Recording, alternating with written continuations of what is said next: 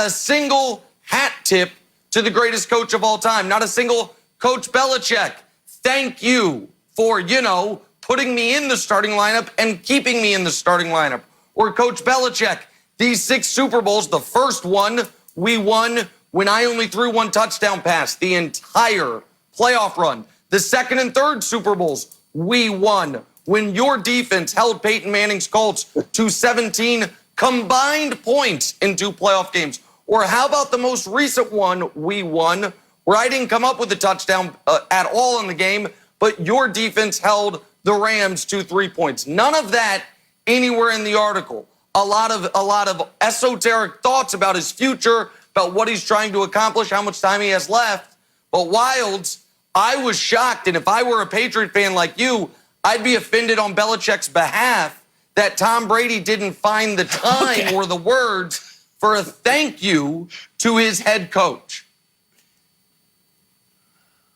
See, Jenna. What, Wildes? This is this is Nick getting into the Patriots nation and just trying to stir the pot. He gets in, tries to stir the pot, and leaves, all to the benefits of his chief. He's trying to get Belichick fired up. I thought this was pinpoint perfect Tom Brady.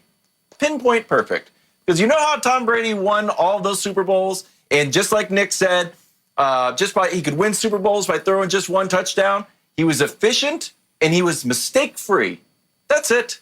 This was a piece of corporate literature sponsored by Under Armour. There was other articles called Only Way Through. Embiid wrote one.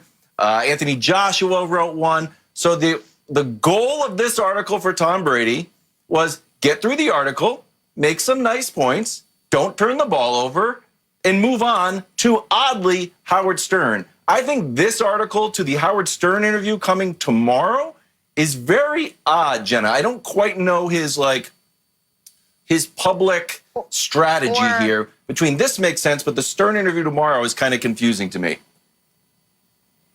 See, Wildes, I think you used the right word, strategic. I think much like we didn't really know what that Hulu ad was before the Super Bowl, it all made sense. I think there's some planning, some strategy here to Tom Brady. But let's ask the guy who actually played football. Brian, what did you learn about Tom Brady himself after you read this article? Was there anything new you learned? Well, you know what? There was a couple new things that I did learn. But here's my thoughts even before the article came out, is that I didn't think that there was anything else that Tom Brady had to prove. He's won 6 Super Bowls. He's been to 9. He's been the best quarterback over the last 2 decades. He's just been awesome, and he's done it all in one place.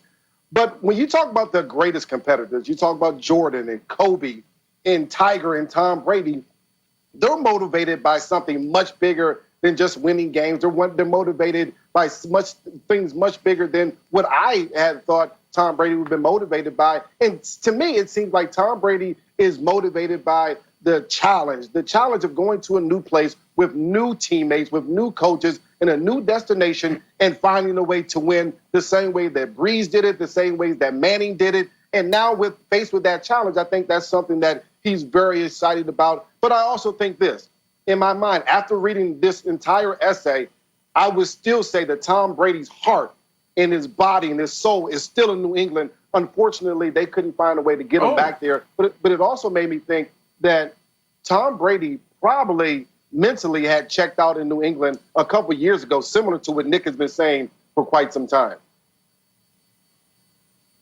Well, interesting that he doesn't mention Belichick just once, Nick, but his heart's still in New England. Go, Nick.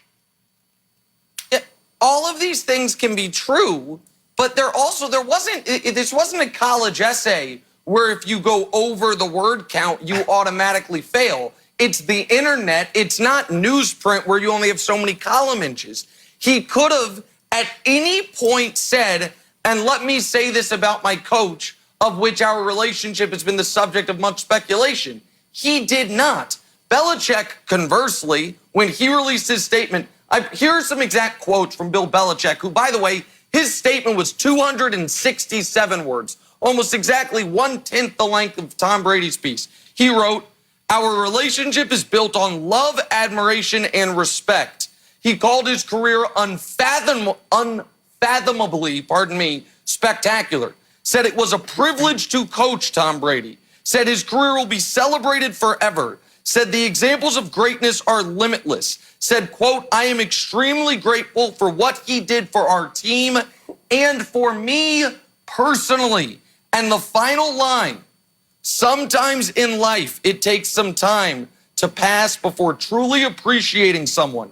But that has not been the case with Tom. He is a special person and the greatest quarterback of all time. I would ask, Wilds, you say I'm trying to stir up Patriot Nation. Listen, Belichick, I know it's hard for you to wrap your mind around because you're still in the denial phase. The Patriot Nation I am defending right now because Belichick is still a part of it. Tom Brady is no longer a part of it. And as a Patriot fan, your head coach handled this right. But I do wonder if your former quarterback could learn from your head coach's final line. Sometimes in life, it takes time to pass before truly appreciating someone. And I do wonder when Bruce Arians is telling him to take 7-step drops and rub some dirt on it, and the defense is allowing 28 or 31 points in Tampa, even though that's a very good defense, if that is when Brady might appreciate Wilds what he had with Bill Belichick, because right now it seems like it is still very raw, Kevin, and there are still some open wounds there on Brady's behalf. All right. Okay, here we go. So I've got two boys, and they'll be sitting next to each other, and the one will start poking the other one. I say, Russ, just ignore him. He'll poke him. Russ, just ignore him, and eventually it explodes. And that's it. Nick, you have accomplished it. Now I'm ready to go. And if you were trying to stir the pot, you did it. Here's the thing. You're right. It could have gone on. He could have said a lot of things about Bill Belichick. Maybe there's another article coming, perhaps. Part of me thinks that only way is through it is not part of the Under Armour way to address the situation. And talking about your coach doesn't fit within the brand parameters of the article. But to Nick's point, part of me thinks that Tom Brady needs to reciprocate the beautiful article that Bill Belichick wrote about him, the beautiful press release. He hasn't done any of that. He wrote GOAT on the NFL 100 Instagram. That's all we've heard. So yes, Nick, you're right. If it goes around another time, I will ratchet up and get further and further angry. But yes, you've got me. Congratulations. Now I'm upset. Early in the morning, it was accomplished. But here's what I'm wondering, guys. Who do you think is being more honest? Tom Brady penning this 2,500-word article mentioning Bill Belichick one time, or Bill Belichick writing 250-some-odd words and gushing over Tom Brady? They both seem out of character for both of them. So what do you want? The guy who seems to be more honest, or the guy who you know is just writing because that's what people want or need to hear?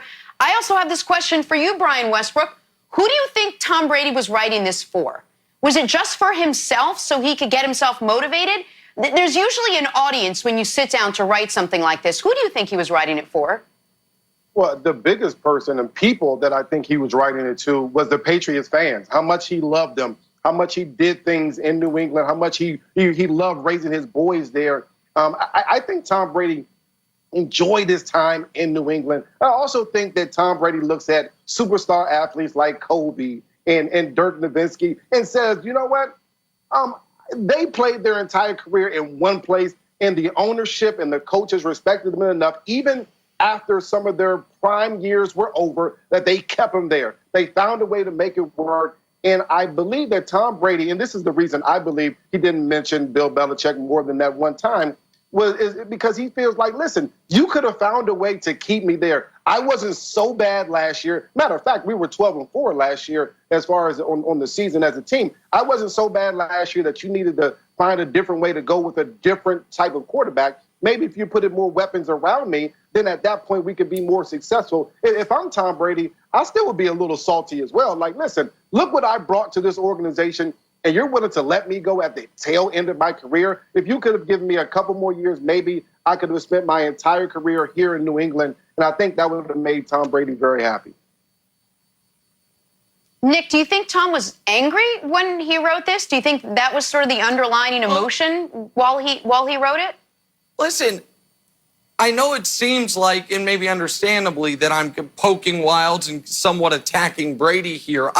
I think what I'm doing is an accurate portrayal of what we saw, and it might, at the moment, appear unflattering for Brady. But of course he's upset. Of course he's angry. And all year long, I explained why he should be. I don't think Brady was very good last year. I think the numbers prove that.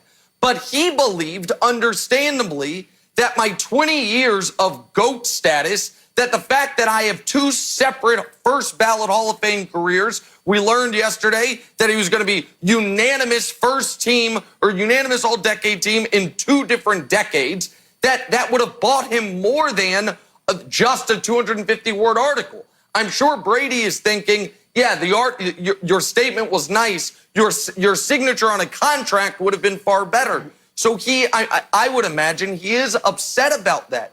But where I struggle right now the most with Brady, as far as kind of giving him a pass on all of this, is whilst you alluded to it, but there is something clunky to me about Tom Brady's statement about leaving the Patriots. Think about what this is. This is a piece of sports history. It's a document that if we had what the Smithsonian is for actual history for sports, it would go in there. That it's really just an Under Armour plug? Like, what if LeBron's letter to the city of Cleveland, the I'm coming back was, and that's why I decided I had to just do it and go back to Cleveland. You'd be like, oh, you're selling us sneakers here, Bron. Like, the only way is through. Oh, oddly enough, that's what Cam has said, and that's what Anthony Joshua has said, and I imagine Steph Curry, when he comes back from the hand injury next season, the only way is through. Like, you didn't need this to be product placement, Tom. Just like you didn't need, and I know I'm the only one that still brings it up, to do the little Super Bowl hijacking a few days before with your Instagram ad. There are some odd things going on with this